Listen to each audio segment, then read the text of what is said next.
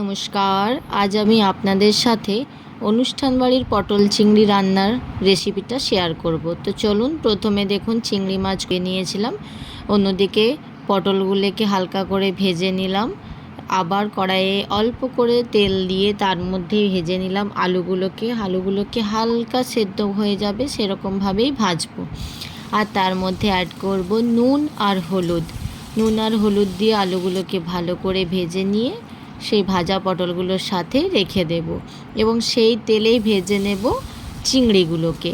তো চিংড়িগুলোকে বেশিক্ষণ ভাজবো না, 30 সেকেন্ডের মতো ভাজবো। বেশি ভাজলে আবার সেগুলো রবারি হয়ে যাবে, তাই নুন আর হলুদ দিয়ে চিংড়িগুলোকে একটুক্ষণ ভেজে নিয়ে সেটাকে তুলে রেখে দেব।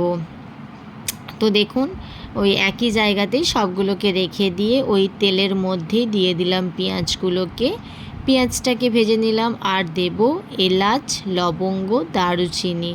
তো সেটা ওই পেঁয়াজের মধ্যে দিয়ে ভালো করে ভেজে নিয়ে তুলে রেখে দেব। অল্প করে তেল দিয়ে তার মধ্যে দিয়ে দেব তেজপাতা, রসুন আর টমেটো।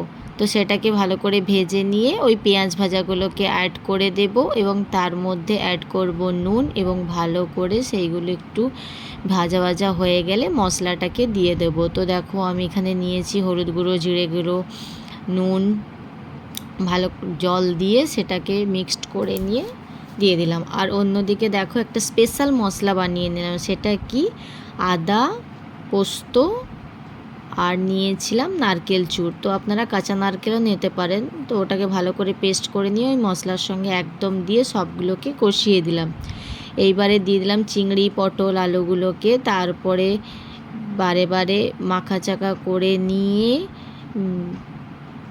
এইবার অ্যাড করব গরম জল। তো দেখুন, আমি তার মধ্যে একটু গরম জল দিয়ে দিলাম। গরম জল দেওয়া হয়ে গেলে ওটা ফুটতে থাকবে, ফুটলেই শুকনো করে নামিয়ে টেস্ট করুন। তো দেখুন, এই যে খাচ্ছে কেমন হয়েছে তার কাছ থেকেই জানুন।